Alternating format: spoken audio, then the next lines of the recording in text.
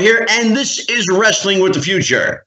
Normally, you would see Jeff the Ref Robinson with me tonight, but I have a very special co-host. He is marvelous Mike the Movie Maker Messier. Hey, Mikey, how you doing? I'm doing great. I'm really happy to be here. The guiding light is with me, as always, Angelo. And we have got a very special guest. Why don't you tell everybody about him?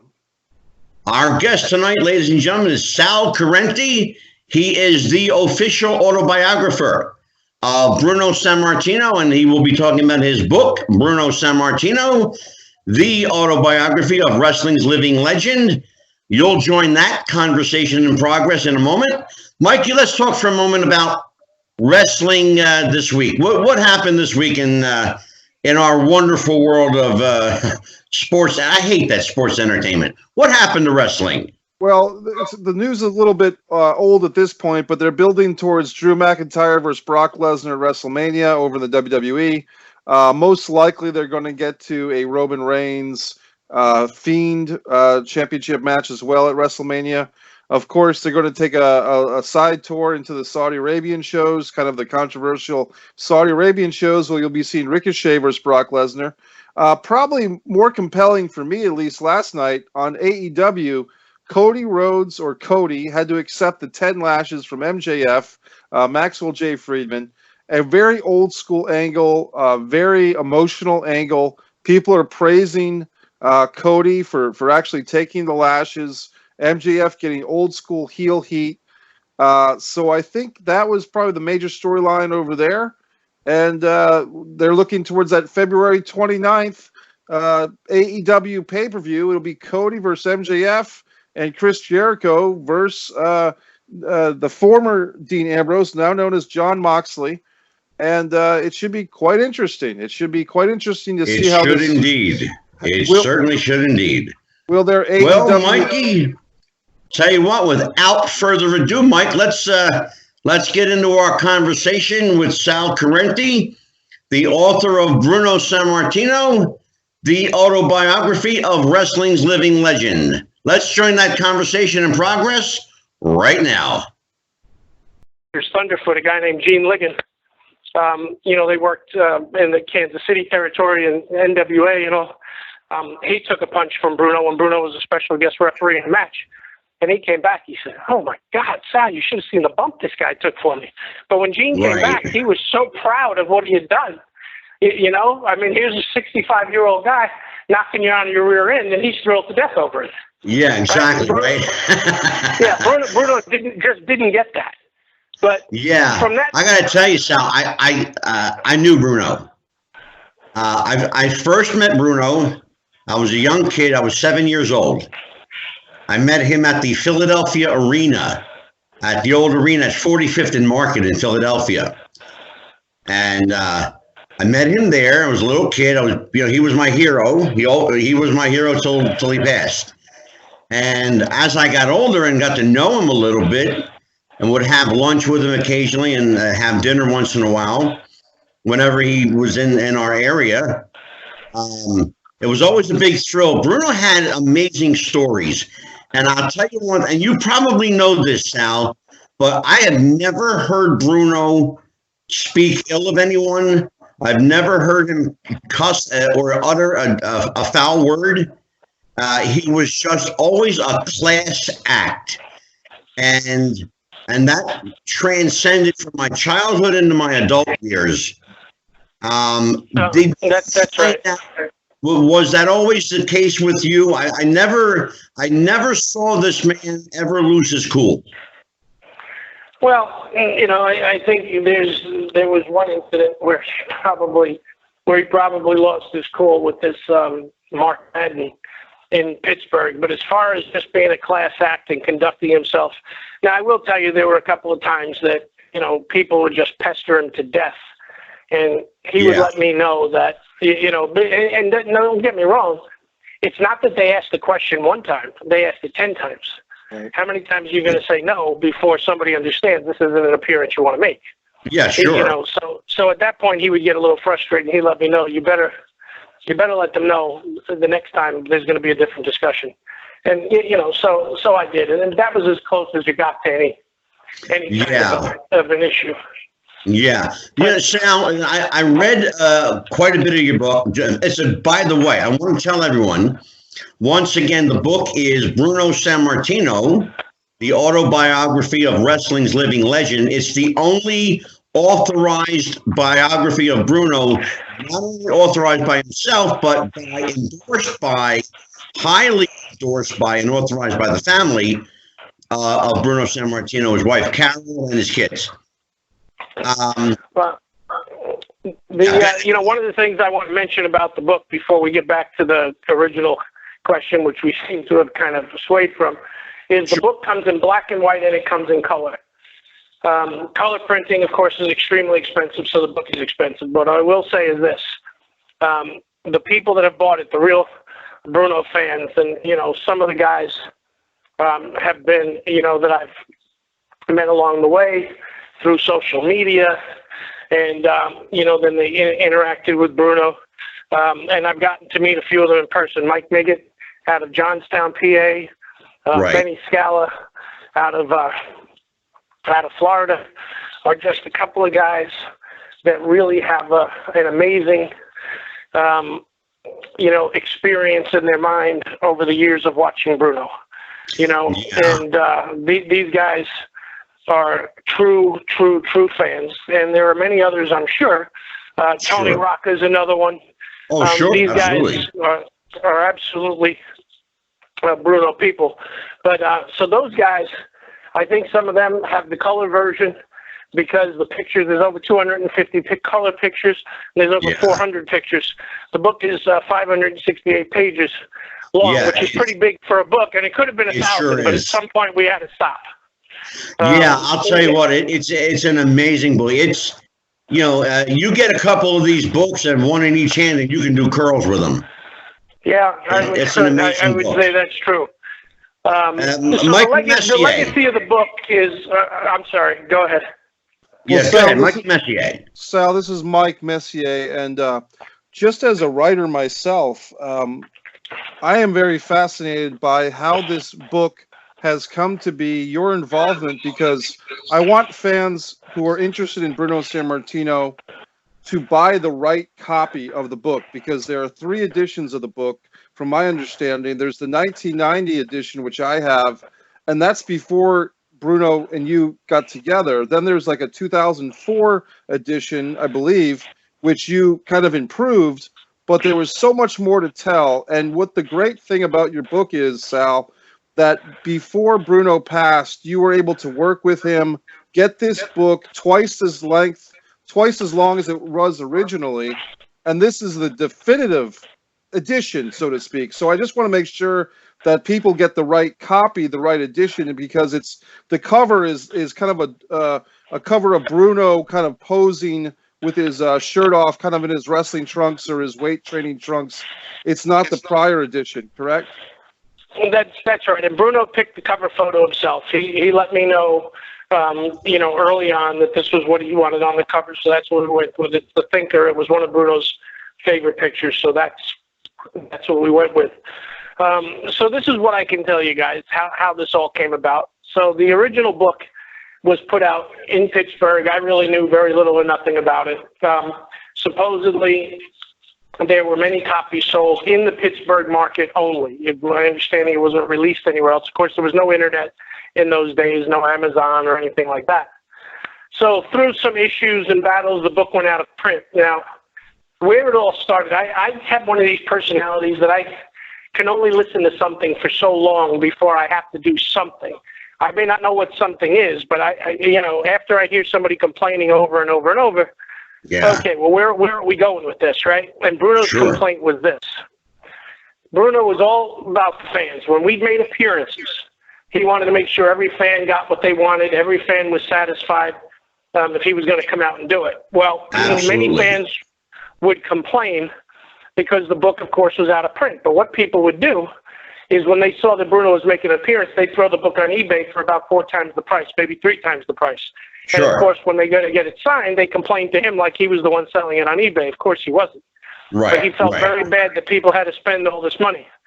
So finally, I said, you know what, Bruno, this is what I'm going to do. And I was, new to some of this stuff. I said, Bruno, I'm going to go buy the book myself. We'll invest a few $100, whatever we have to do to get a few copies. And I'm going to see if somebody can scan it into a Word document.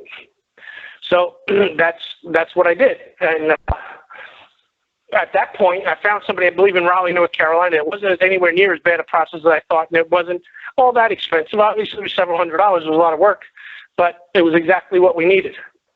So I had some Brian Thompson out of the Arkansas, Missouri area, and Brian Trammell that was doing wrestling.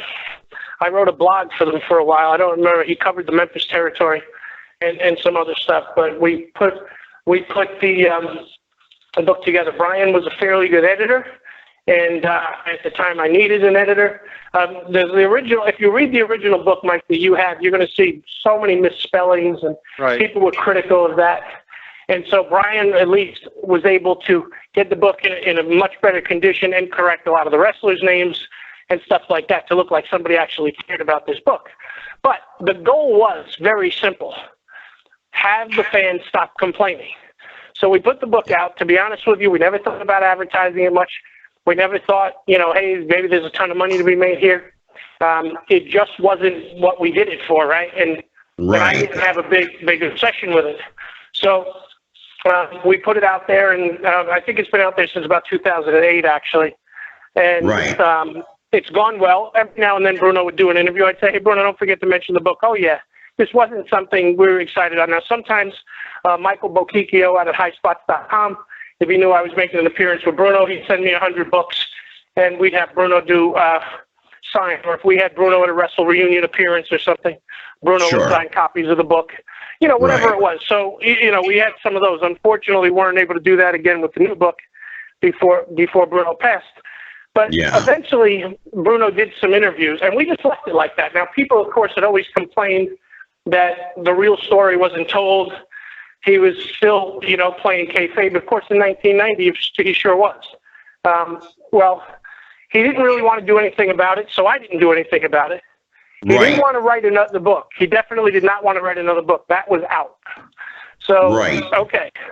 So when I heard him do an interview or two, I said, Bruno, listen, you said some things in the interview. I was a little surprised, and I'm just being very straight with you. He said, Sal, what do you want me to do at this point? What do you want me to do? Everybody's out there talking. He said, enough's enough. I'm not going to look like a jerk. Okay. So if that's the case, if you're ready to talk, then why don't we update the book, do what people want? We'll yank everything out of there. That brings up a point, Sal.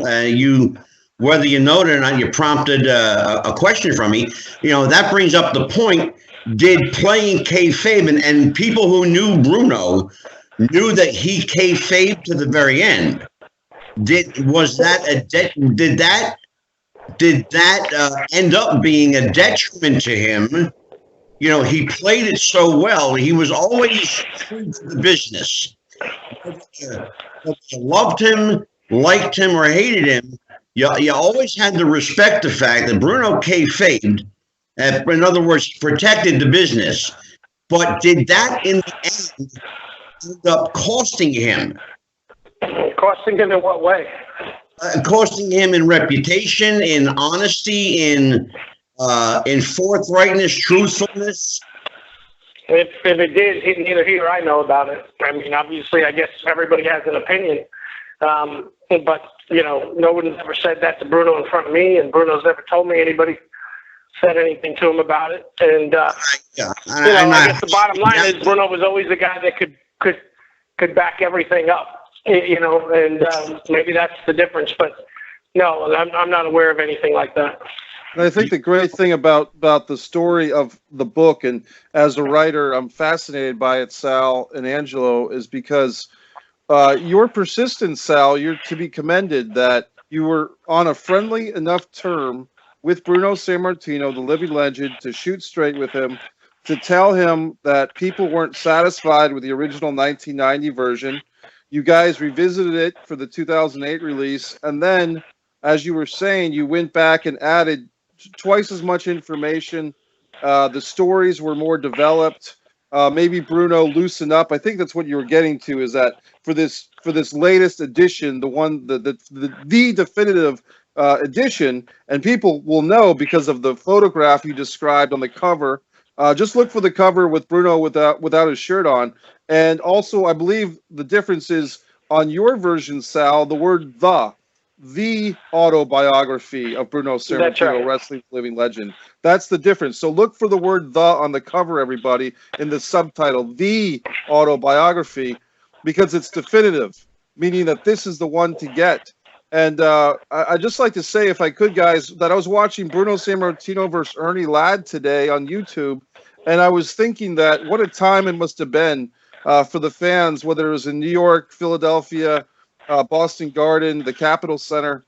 It was like the champion, the defending hero, Bruno Sammartino, in this case, in that era, was really fighting for the fans. The fans were living vicariously through the champion.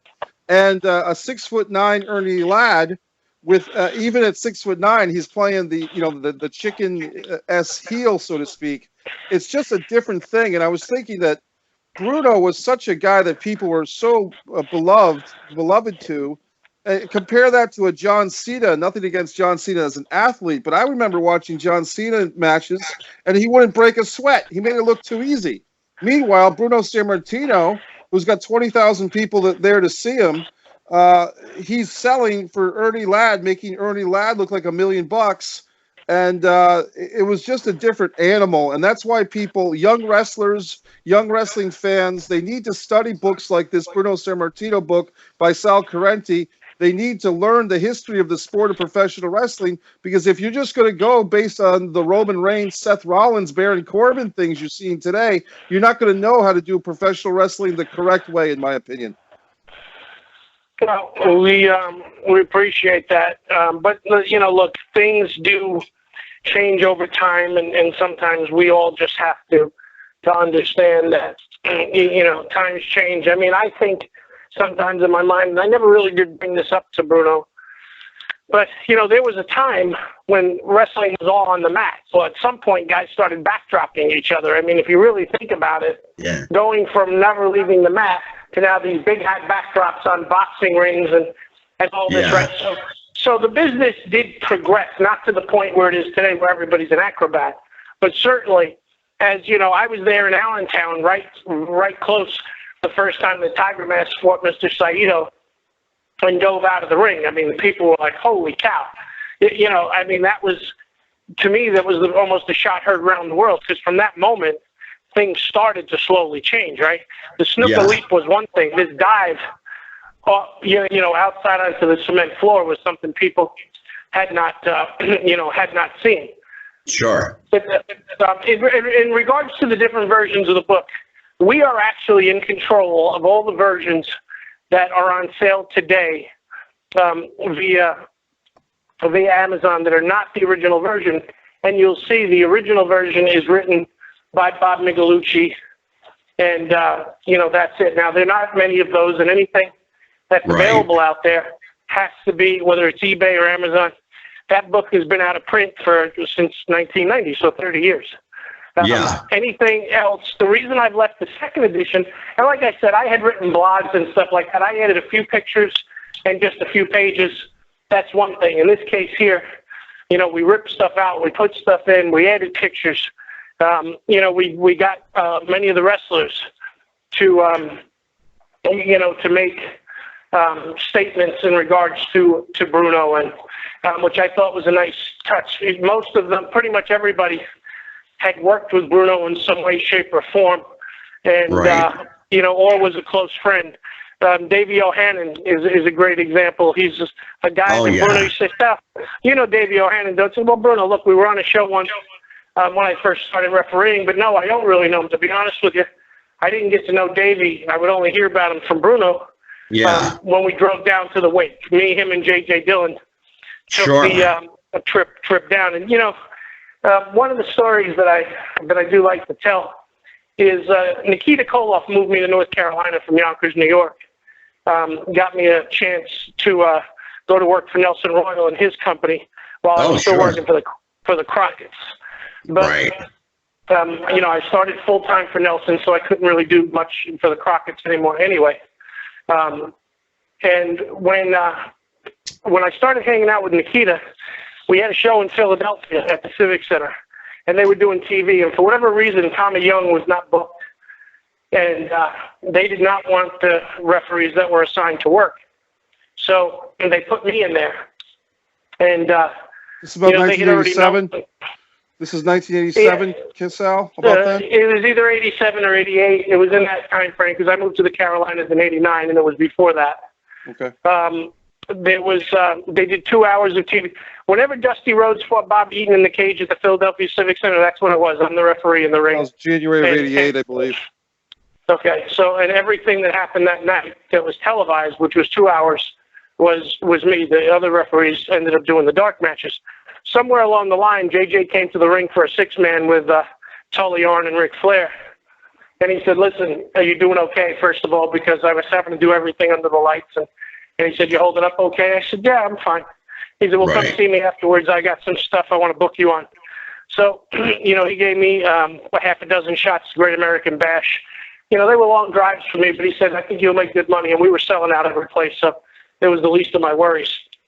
But, JJ obviously helped me out several times, and I never really, well, first of all, I had no idea there was a relationship between J.J. Dillon and Bruno Sammartino. None. I didn't ever even. Oh, a very long relationship.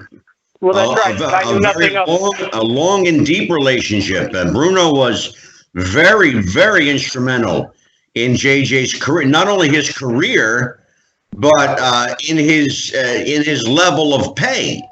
Bruno made sure JJ actually got paid. There's no question, and I've discussed this with Bruno and JJ many times, but at the time I knew nothing. And finally it hit me, because I would talk to Bruno about it, and I said, Bruno, I think that JJ went out of his way to help me because he was paying it forward from you helping him.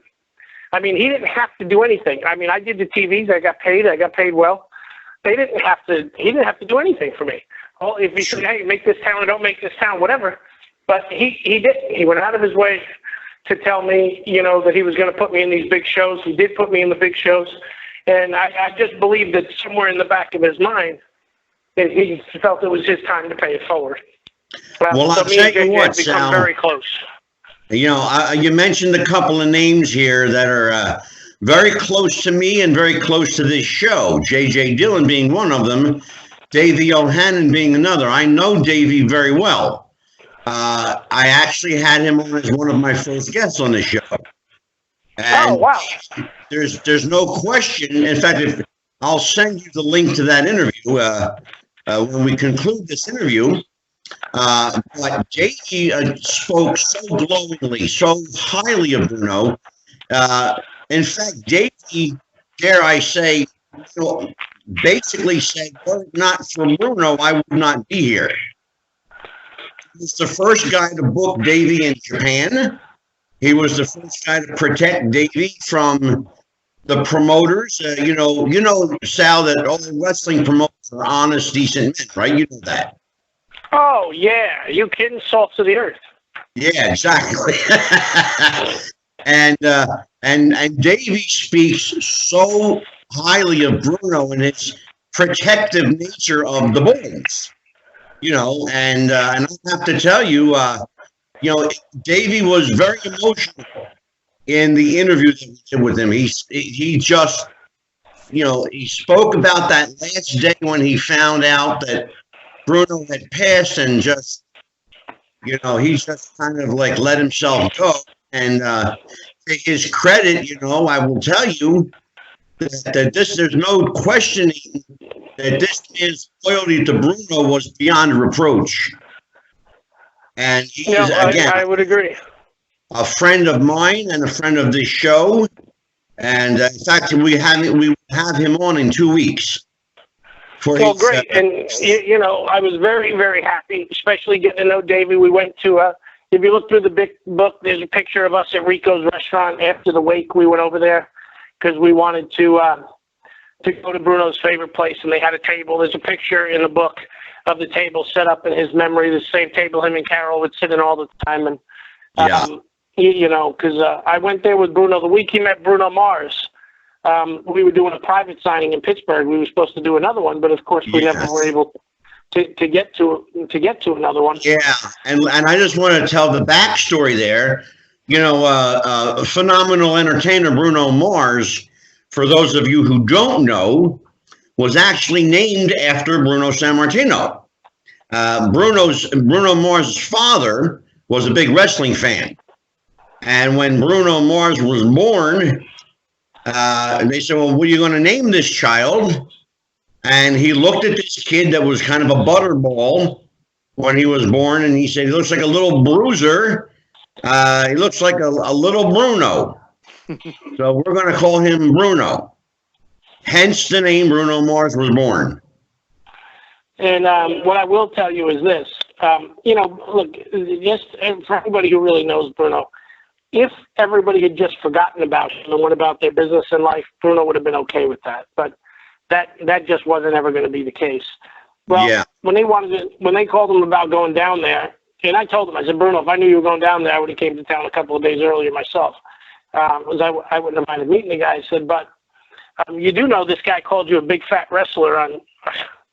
He said, Sal, I was prepared. So, you know, he went down, he met him, and the guy was fantastic. He spoke to Bruno's father, so I'm sure that was a very emotional thing for the father.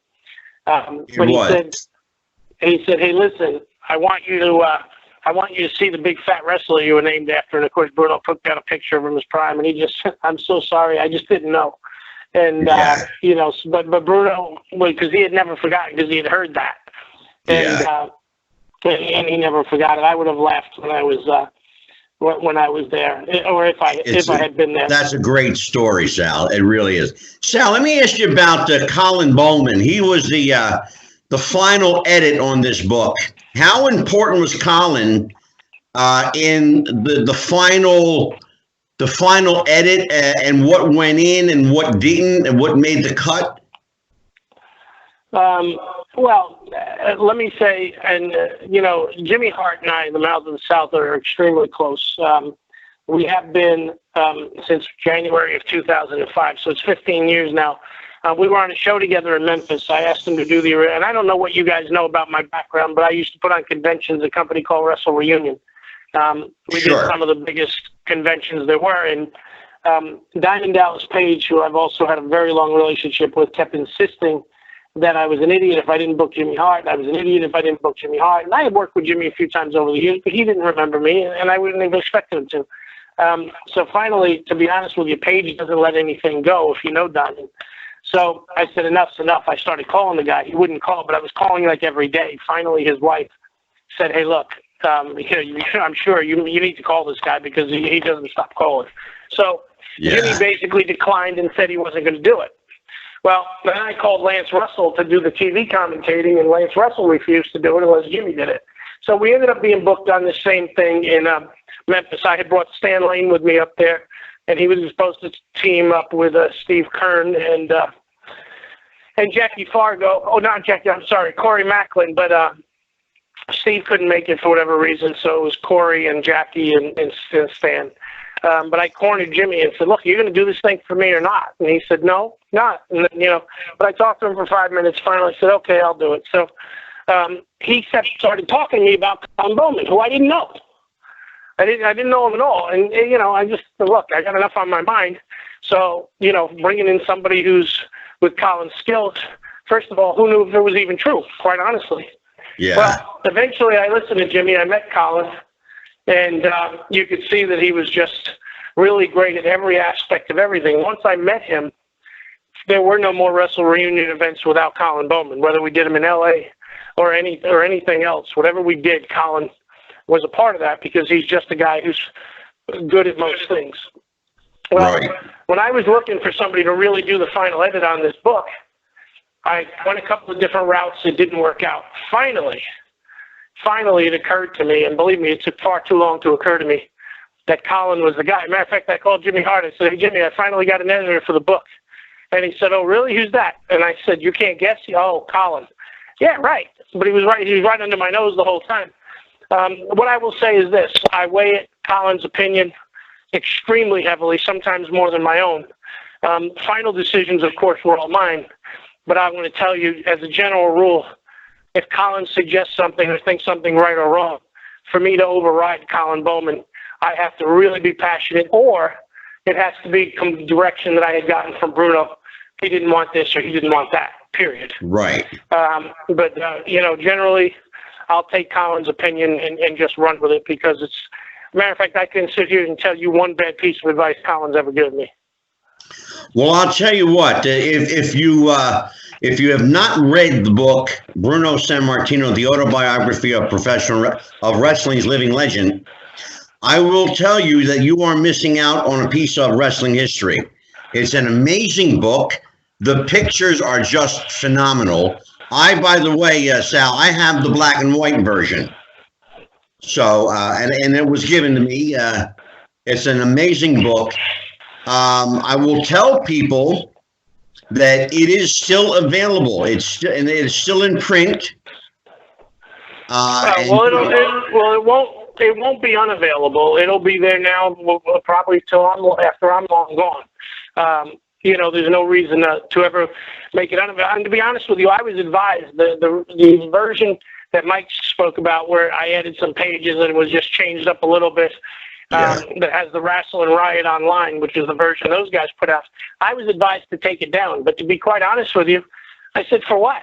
Why take it down? And much to my surprise, almost every month, 2 or 3 of those books are sold. So I don't know if people want to see the comparison of the old to the new, but that book is actually still selling as well. Certainly nowhere near what the other books are selling, but people still seem to want it. So why take it down? Hey, Sal, this is Mike again. And, sometimes people are so voracious with their desire to own every piece of wrestling history, whether it's book, DVD, T-shirt, action figure. So I can see why that would happen. But I wanted to ask you, because we have you here, and this is a rare opportunity for fans, and just for the fans that don't know that much about Bruno Sammartino, try to imagine John Cena, Roman Reigns, or any of today's wrestlers holding a championship for 2 title reigns. Well, you can imagine that, but can you imagine those 2 title reigns lasting 11 years? You probably can't. And Bruno Sammartino defeated Buddy Rogers in May of 1963, I believe, held the title for 7.5 years before losing to Ivan Koloff. You could hear a pin drop in Madison Square Garden, they say, when Ivan Koloff beat Bruno Sammartino. And then you had a couple of years where Pedro Morales had the title, Stan Stasiak had the title for 8 days, and Bruno beat Stan, and Bruno had the title for another 4 years.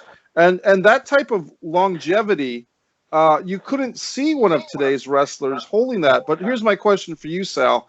Having established yourself as a personal friend, a confidant of Bruno Sammartino, is there anything about him, a personality quirk or something that was just kind of funny or enjoyable about spending personal time with Bruno at the restaurants and working on these projects?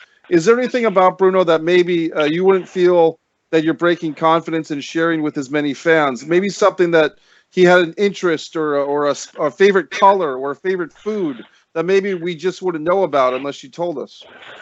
Well, what I can tell you is when we went to Rico's, I don't know if you guys have been to Rico's, but if you haven't, and if and when you get to Pittsburgh, you need to go. Tell me you want the Bruno Sammartino meal. I will tell you the interesting story of the first time he brought me to Rico's. Of course, I had heard about it forever. But when I came to Pittsburgh for the signing, we went to Rico's. And the one thing that bothered Bruno greatly, and this is why I corrected it at the wake, a lot of times I'm not a celiac or anything like that. I do have a sensitivity that if I eat too much wheat or flour, I start to get bothered. But again, it's not a celiac disease. But when I hear a place has gluten-free pasta, I'm going to get it. Well, Bruno wanted to buy me a steak. I mean, it seemed to be an obsession. And but I got the gluten-free pasta, and he, Sally, sure you don't want a steak? I mean, I'm halfway through my meal. I said, Bruno, I'm good. But on the way back to the house, Sal, the next time you come to town, we're going back to Rico's, and you're getting a steak. Period. No more of this other nonsense. That's funny. And so when me and JJ and Davey went back, I had to go back.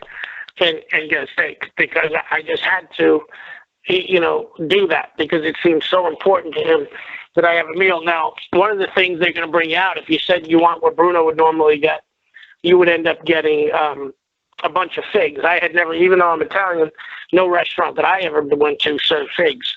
Oh my God! Oh, brother, you're missing out. Huge. Yeah, no, it was great. But I'd never been to a restaurant that ever offered figs. Period. So it wasn't something that I did. But to me, that was something that I'll probably remember the rest of my life. I mean, I don't know how many times. It had to be at least 10 times that he asked me, did I want a steak? And I just told the guys. I said, look, I don't know what you guys want to do. You want to go back to the hotel? You want to do whatever it is, but I have to go to Rico's. So no, we're all going to go to Rico's. So we did, and there's pictures of that in the book with Rico there, and the maitre d' there that knew Bruno and so forth. But no, Bruno was a pretty straight up guy. The only thing I will tell you is he really didn't like being on the road. I'm very blessed, and other interviewers have asked me, just point blank, why me? And I said, I don't. I can't tell you why me, because I don't know. But, we developed a relationship early. He trusted me. And, I represented him on appearances for close to 20 years. And, it all just went totally fine. I think I can answer that. Having known Bruno a little bit, I can tell you unequivocally, Sal, that Bruno was a keen judge of character.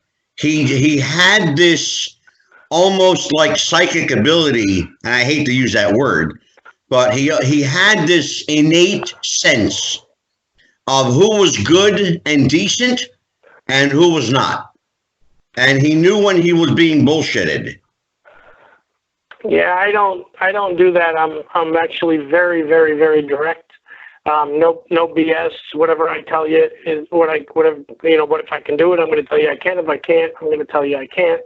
Yeah, and exactly. That's the end of it. But for being on the road, he didn't sleep. As a matter of fact, I was just telling Michael Bakikio from High Spots the other day. I mean, when we were on the road, if we were supposed to do something at 7, if I started heading down to his room at 6:45, he would probably be looking out the window of the room to see where I was. It's just his way. Yeah. And he couldn't sleep on the road. And for our last appearance, we were both in the lobby at 5 a.m.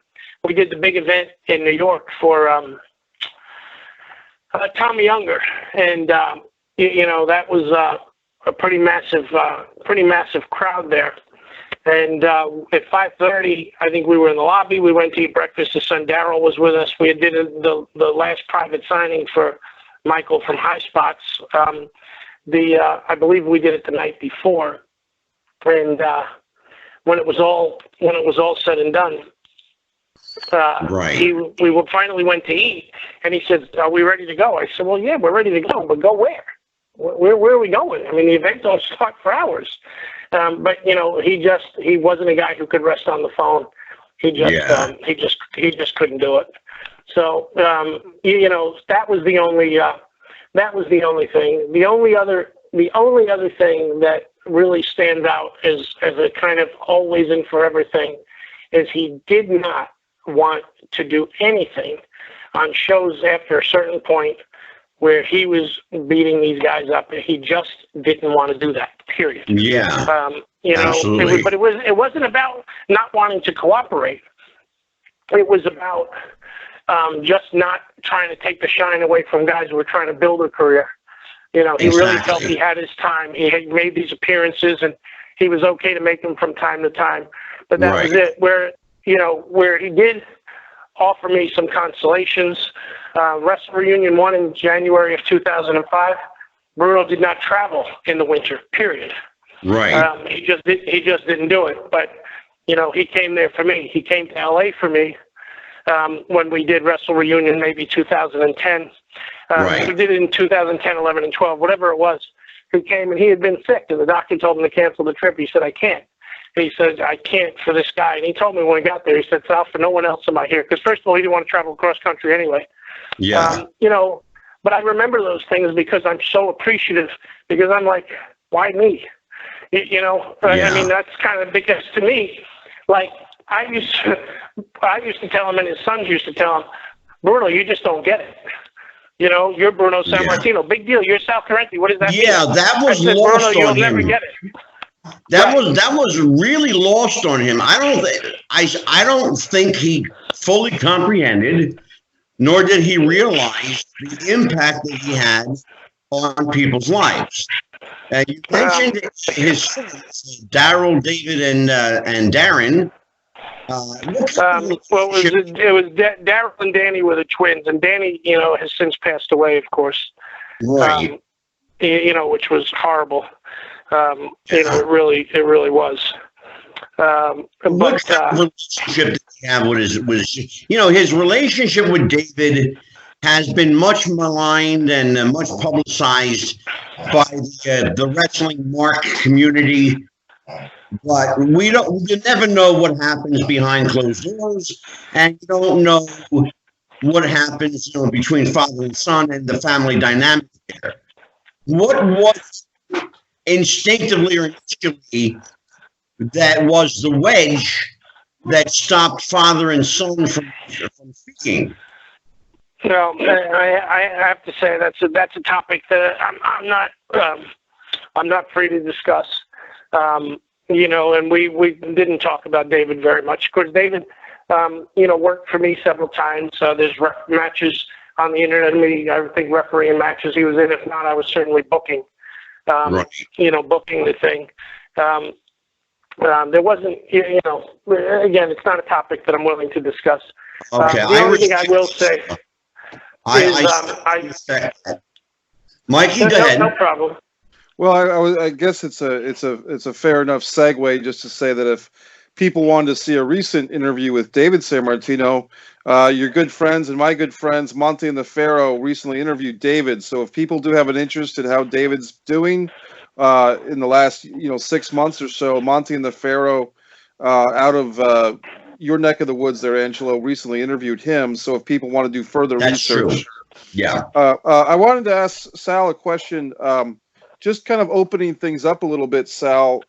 As someone who's been around the pro wrestling industry, the business, so to speak, for so many years, why do you think that the nostalgia of guys like Sweet Stan Lane, you know, Beautiful Bob Eaton, Jim Cornette, controversial, but people still go to his opinion. Vince Russo is controversial. Eric Bischoff, Bruce Pritchard, all these guys that either be in front of the camera, behind the camera, the wrestlers, of course, themselves. I was very good friends with Ox Baker.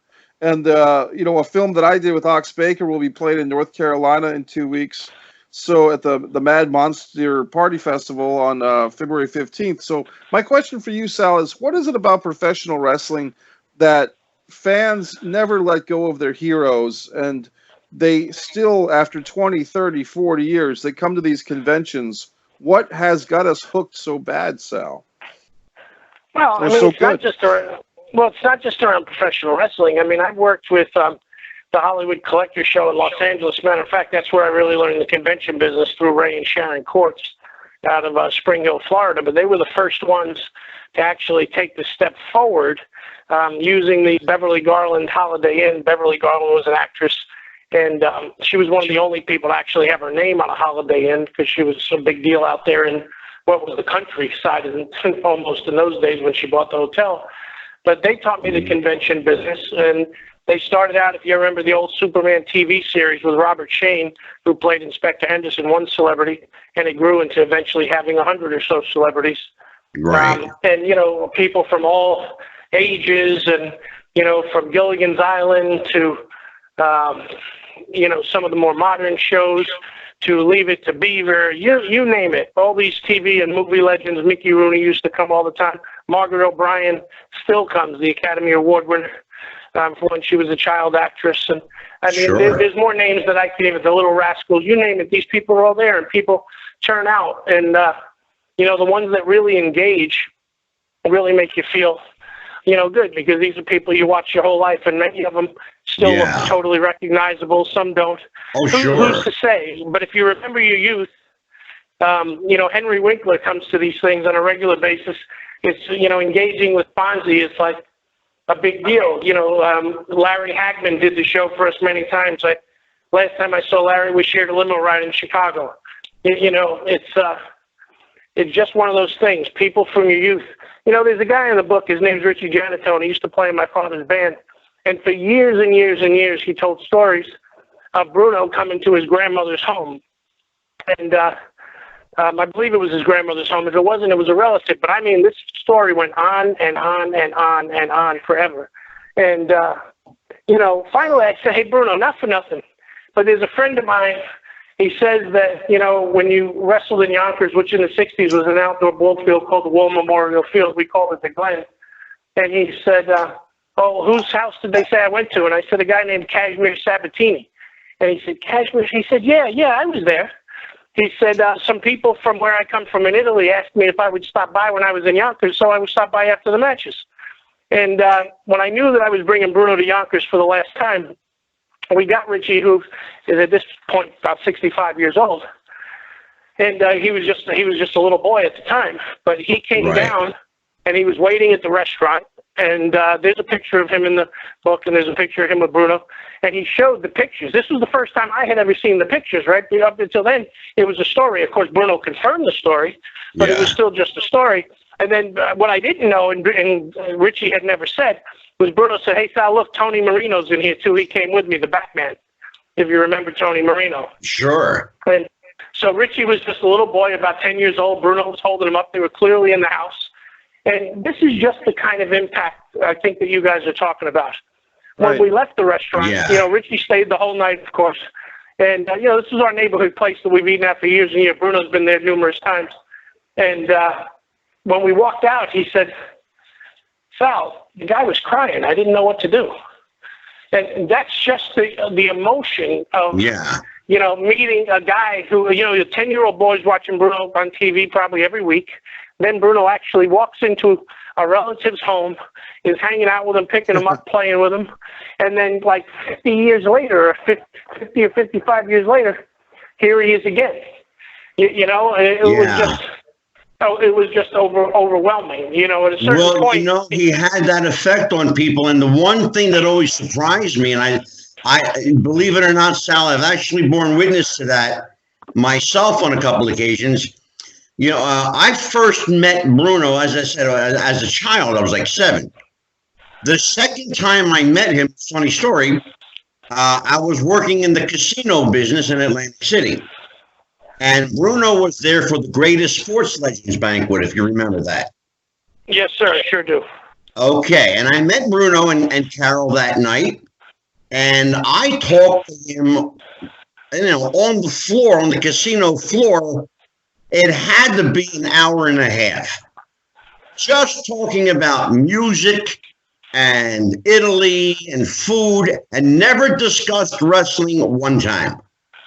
And he loved to talk about everything but wrestling. He seemed to shy away from it for some odd reason that I never really could figure out. He never liked talking about matches. He didn't like talking about the old days. He loved talking about his family, his mother and father, growing up in Italy, how hard it was for him. And on that subject, I want to encourage everyone to watch the film called La Mia Mama. It's Bruno returning to Italy, to his birthplace in Pizzaferrato, Italy. And Bruno and I struck up a friendship that night, and I was there at Bruno Sammartino Day in Swedesboro, New Jersey, when he was awarded a citation, and had lunch with him that afternoon and had dinner with him that evening. And it was just he and I and 2 other folks. And he was just a wonderful, wonderful guy that loved to converse and didn't really fully, as you said, Sal, he just didn't realize the impact it had on people. No, sometimes he'd laugh. He said, I know, Sal, I don't get it. But his kids would tell him the same thing. And he really, honest to God, he was so humble. He didn't get it. Now, at the same time, he understood what he could do and what he couldn't do. And to go back to the titles, there's been a lot of great champions, and everybody can have their opinion who the best was, this, that, and the other. This is what I know. This is what I know for a fact. One, I'm not aware of any other champion who said, either take the belt away from me or I'm quitting with the belt, period. Now, that was the first thing. Yes, right? sir. Okay, so that never happened. When the second time came around, Vince Sr. and Vince Jr. flew to Pittsburgh to ask Bruno to come back. Now, common sense tells you they didn't fly to Pittsburgh to ask him to come back because everything was great. They felt they were in trouble. They felt the business was going backwards. I don't care what anybody says.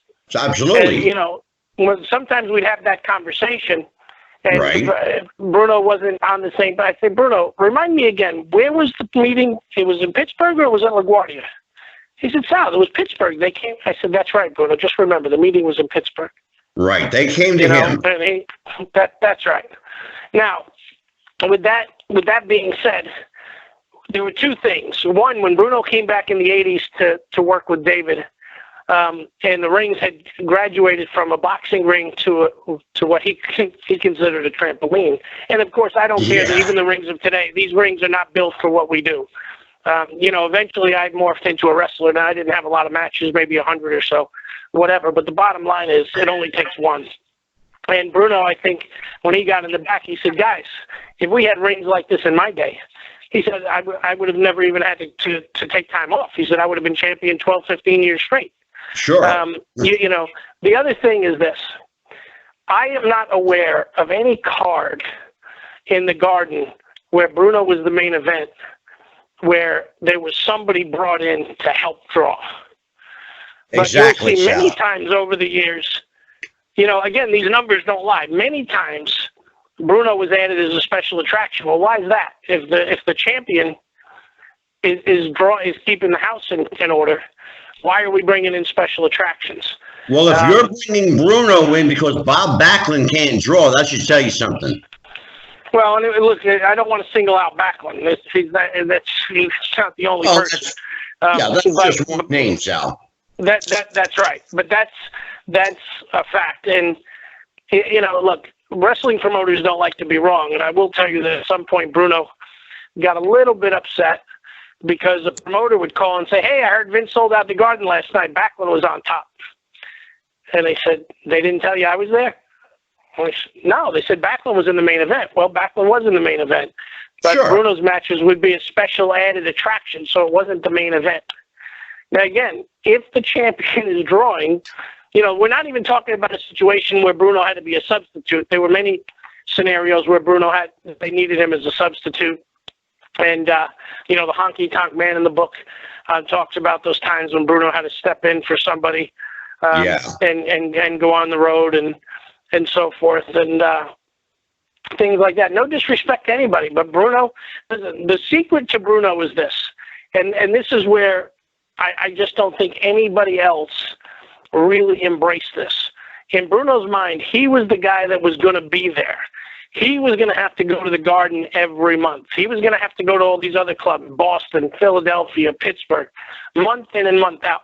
So what he did was he adjusted his style to meet his opponent. And, he would say, if I worked with Mike Cicluna, who everybody remembers, at a certain age, you remember Mike Cicluna as an enhancement talent for TVs and so forth. But if you go back to the 60s, Mike was a legitimate contender, right? And Mike did a lot of so he'd do high spot stuff with Mike. If it was a Don Leo Jonathan or a Big Bill Miller or somebody like that, he would do strongman stuff. If it was somebody that he could wrestle with, then he would wrestle. So it was always something different. The other thing that he would do, and this is referenced, in the book, is from time to time guys like Bull Ramos, maybe Tank Morgan, a couple of these other guys that promoters asked to be able to work in the Garden. Well, Bruno did not feel that these were guys, but they were big. Most of them were big, huge guys, right? Yeah. So these promoters wanted Vince to do them a favor. So Bruno said, so I went along. He said, as long as it was just one time around, because people needed to see me beat somebody without, program return. Sometimes I would just go out and just beat somebody, and that's it. So what Bruno did was he made it where he wasn't repetitive over and over and over and over the same thing, because these other guys were leaving the territory. Plus, Bruno had a lot of input into who his opponent. Like, he went to Japan. He ran into one of his favorite opponents, and a guy he spoke of often, very often. As a matter of fact, when I brought him up to New York and we were going to do some stuff, he was going to be doing an interview with John Layfield. And I told him, Bruno, if there's one guy that you want to ask about Bobby Duncan, it's Layfield. So he did. I asked him, I said, did you talk to him about it? He said, I absolutely did. He brought me up to speed. But Bruno discovered Bobby in Japan. I mean, he had never heard of him before. Sure. And he said, do you want to come to New York? And he said, oh, geez, that'd be great. He said, well, give me your number. He said, Vince McMahon will be calling you. Then when he got back, Vince really wasn't very interested. He said, look, I never heard of the guy. It doesn't matter if you've heard of him. I've seen him. I'm telling you, we can make money. Oh, God, we heard story after story like that from Davey O'Hannon. Absolutely. So Bobby comes in. The one thing, though, he said, Sal, I had to remember before he went out on TV to say, listen, this is not Texas. He said, you go out there. He said, you can't give this guy any, because, of course, the territory was a little different, right? He said, you can't give this guy anything. This is not, these other territories. You just got to go in and eat them up. And, because that's what happened in those days. So, yeah, Sal, Mikey and I heard a story involving Bruno and superstar Billy Graham. It was at a time when Bob Backlund was champion.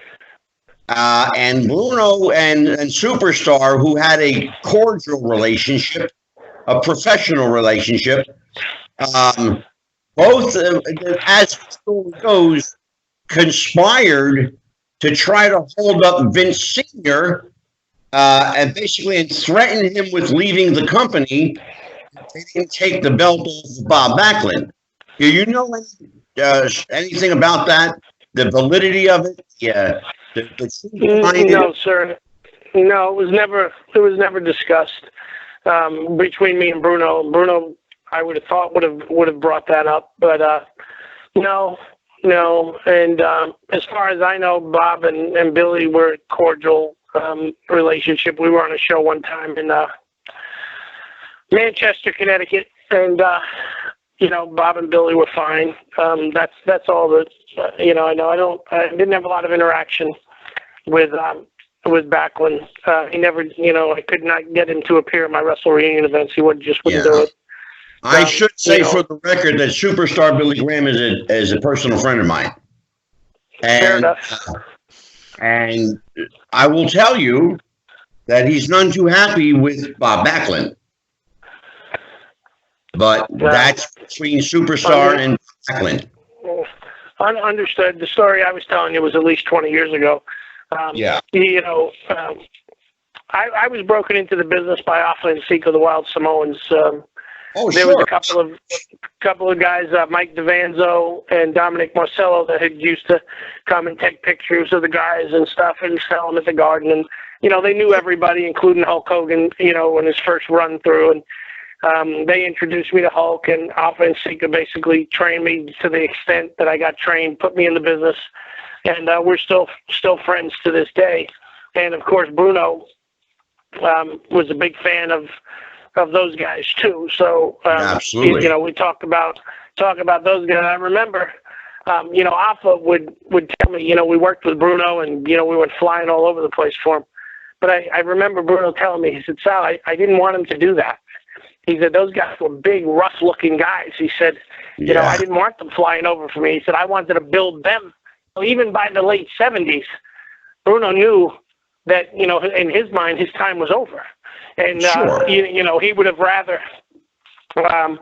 made these guys look tough. But again, like everybody else, they were so proud that they went flying all over the ring for him. Well, It's, isn't it's, it's just a whole different thing. Isn't it interesting that Bruno, by the late 70s, he was saying things about his own career, but obviously the Larry Zbyszko feud that so many people have as a hallmark of their lives from a fan's standpoint, and obviously that made Larry Zbyszko's career what it was. That Shea Stadium match and the chair shot heard around the world of Zbyszko smashing a wooden chair over Bruno's head. And so Bruno was even wrestling deep into. He appeared at WrestleMania 2. He was in the Battle Royal along with Pedro Morales in Chicago. He was in the Wrestler Football Battle Royal. Although Bruno probably wasn't, it wasn't Bruno's favorite time of his career. He did have an action figure, an LJN action figure, which I had. A lot of people had the Bruno LJN figure, and it was a good-looking figure too. And Bruno was kind of on the periphery as a commentator of that Rock and Wrestling Connection 85, 86. But when Paul Orndorff turned against Hulk Hogan, there was Bruno Sammartino wrestling Paul Orndorff at house shows, wrestling Roddy Piper at house shows in 1985 and 1986, and wrestling Randy Macho Man Savage. I mean, the famous Steamboat Savage match from, I believe, February of 87. Well, who interviewed Macho Man Randy Savage afterwards? Bruno Sammartino. They got into a tussle, and the next thing you know, you have Bruno versus Macho Man Randy Savage at house shows leading up to WrestleMania 3. So, I mean, that's quite a career. And what we didn't really talk about so much, Sal, a little bit, was just Bruno's humble upbringing, you know, hiding from the Nazi soldiers during World War II. His mother valiantly getting food for the family. That story is just so profound. The love and respect that Bruno, he cherished his mother because of how she was a survivor and how she helped their family merely survive. If it wasn't for the strength of Bruno's mom, there would be no Bruno Sammartino and possibly no World Wrestling Entertainment as we know it today. I would say that's very accurate. Bruno's mother was his hero. The climb down. If you see this movie that Angelo was talking about, the movie is you know, a lot of the story of the mother and what she went through. This mountain was, you know, an amazing thing to be able to climb down and climb back up. I can tell you right now, my mom, no matter how much desire she had, I don't think she could have went through this. And of course, Bruno contracting rheumatic fever, which ultimately is what he died from. They say, unless something else kills you first, if you have rheumatic fever, you will die from rheumatic fever. Most people don't make it to 65. True. Bruno, because he was in such great shape, did make it longer. But there's no question, Bruno's mom was his hero. There's no way to put that. And what she did was beyond my comprehension. You know, they were almost killed up there by Nazi soldiers. I mean, the whole thing was crazy. But listen, I just want to address Bruno wrestled Zbyszko, and of course that was to give Larry the bump he needed on Bruno's way out. It was a great idea. You know, they did it well. Vince McMahon Sr. really wanted it to be one of those kind of things where they were just going to go one time around. Larry almost exploded.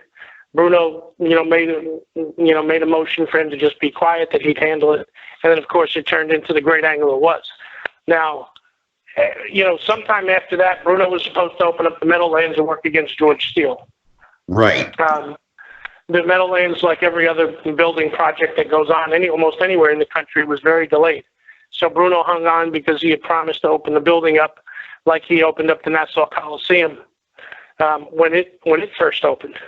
After that, he had a deal where he agreed to go work for Baba for 10 days as a final tour. When he got there, he found out instead of wrestling Baba, he was going to be a tag team partner of Baba's, which he was obviously fine with. He had a great respect for Baba. They never had anything more than a handshake agreement, and there was never a pre-discussed amount of fee on the front end. I want to be very clear.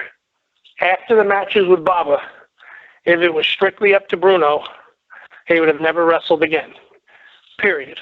Now, for various reasons, all these other things were done, and Bruno did them. But It would have not been by choice. Bruno was somebody who actually wanted to walk away. Now, do I think he should have walked away? Quite honestly, I don't.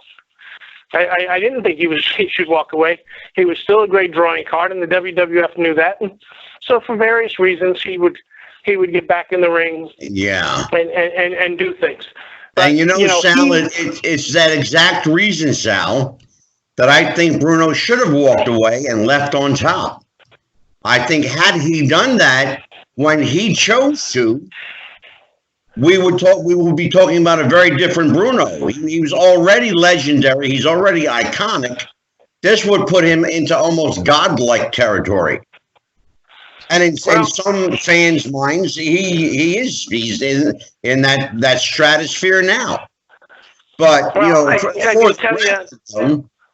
I believe Bruno's last official match actually did take place in the Meadowlands, and his tag partner was Hulk Hogan, of all people. I think that was Baltimore. It was in Baltimore against, I think, maybe the one-man gang.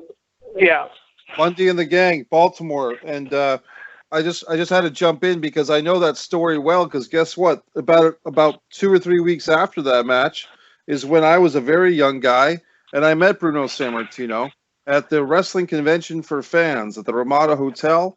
It was headlined by Bruno Sammartino. Killer Kowalski was at the convention. A young Scotty the Body that would become Raven was there. He hadn't won a match yet. Tom Brady was there. And some other wrestling folks were there. Very interesting convention. But even as a young kid, when we knew that Bruno Sammartino and Killer Kowalski were going to be in the room, we had never seen them wrestle each other. Me and my friend that were there, my friend Randy, but we were afraid that Bruno and Killer were going to start beating each other up in the middle of this convention, and because the folklore of wrestling was so strong that we thought that these two old guys were going to, not too old, but these two guys were going to tear into each other. These old enemies is what I meant. Mikey, it was believable. It was believable. And that's the thing about Bruno, Sal. He was believable. He was very believable, and he was a legitimate strongman. Now, what I can tell you about the Baltimore thing is when Bruno I think they were in Houston the day before, he thought he was going to Baltimore to do some promotional stuff. When he got there, Monsoon let him know that he was teaming with Hogan, and, so he needed to work. And at that point is when he finally drew the line in the sand. He said, listen, this is it. After tonight, I'm done. It doesn't matter if you advertise me somewhere. I'm not going to be there. Make sure they know that. So that was that. But look, a whole generation got to see him. But he would always say to me, Sal, you never saw me in my prime when I was doing all kinds of different things. And but when you talk to these guys, because all these guys worked for me and they were friends.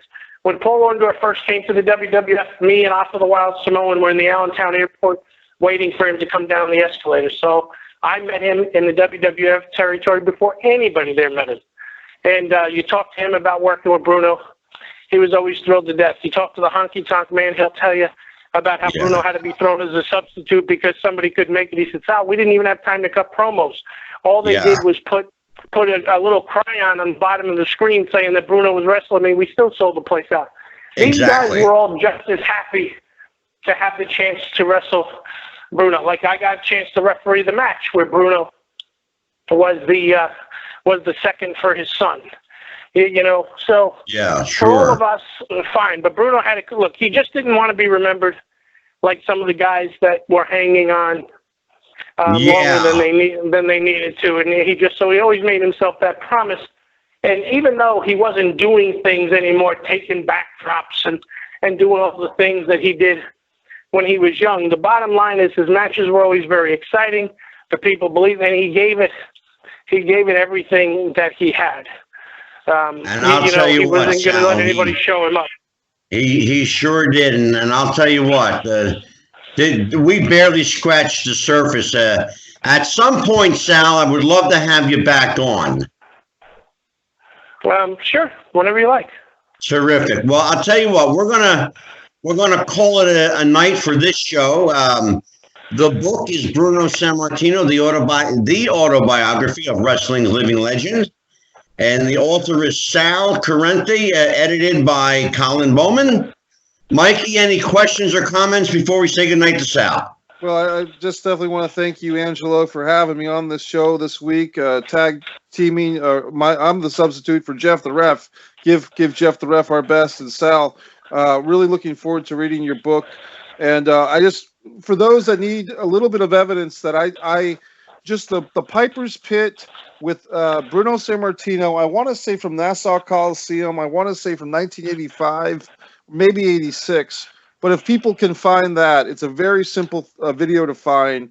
Piper's Pit live arena with Bruno Sammartino, and it is loaded. It is vintage Piper heel, and Bruno more than carries himself very well in that segment in front of a live, probably 18 or 20,000 people, and those were the days. Everybody, are you talking about the one where he called Bruno a stupid wop? I am, yes, but yeah, that would be Madison Square Garden, not Nassau Coliseum. Well, thank you, Sal. Madison Square Garden. Can you imagine the emotion of people going to that show? You can feel it through the video. Even now, 30-something years later, that people are so behind Bruno when he's dealing with, at this time, who was deemed to be the young punk Roddy Piper. And people wanted Bruno to kill this guy. And that's the real emotion. And don't forget, too, the Garden was 90% Italians. And Piper and Bob Orton are lucky to get out of there in one piece. Bruno, when he appeared at the Garden, every Italian in the 5 boroughs of New York came out to see him. Well, they loved him. And, the one thing that I will close with, because it was always such a funny story to me, is Bruno and Lou Albano, and there's a whole much larger story to the whole thing, but Bruno and Lou Albano got along very well. It was Bruno that actually got Lou to start managing, because at the time Altamore was the mouthpiece for the Sicilians, yes. Not Lou. But Bruno knew that Lou could do this job. But I guess Lou came up with it. At some point, he did an interview and said, "I'm so embarrassed to be an Italian, I want to change my name to Lou Albin." I mean, the fans, according to Bruno, just went nuts, because the Italians, I just get such a kick. Lou was hysterical. I mean, I got to tell you. Yeah. He was so funny. I mean, a lot of times he would repeat stuff, but he really was funny. And the real test, and Bruno always says why Lou is the best manager, is because, and it happened a lot, when things were down in April, normally Lou would be asked to put on the tights. When somebody couldn't make it, they didn't get somebody else. "Hey, Lou, can you fill in with your tag team?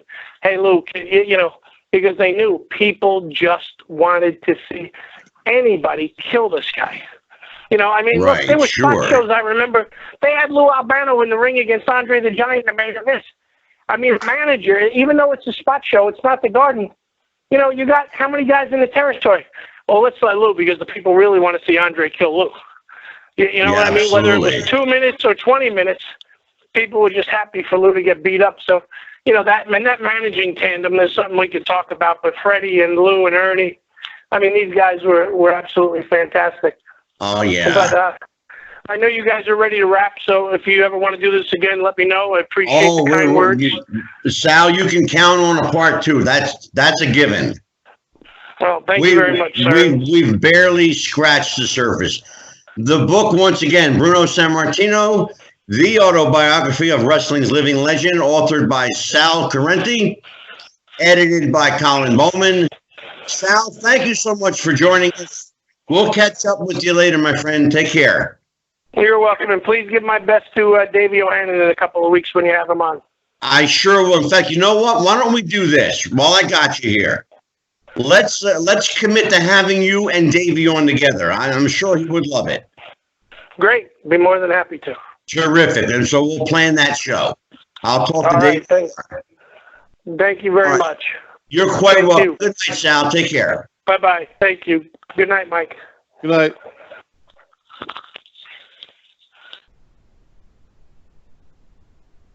All right, Mike. It's just you and I, my friend. That was fun. Good stuff. That was a great interview.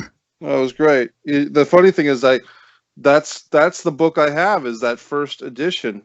I had to Google it because I was I was a little confused. So I have that first edition that he was Yeah, talking there's about. a couple different covers. Yes, yes. The cover I have is Bruno in a suit, like age 55 or 60 or something, and so Right, leaning on the ropes. it's kind of like the Arn Anderson book. It's kind of like that. Yeah. Doesn't break kayfabe, but anyway, I'll make sure and get Sal's version. It does sound pretty awesome. Yeah, it's an amazing book. It's the cover of Bruno in the ring, in the thinker pose. Yep. And Yep.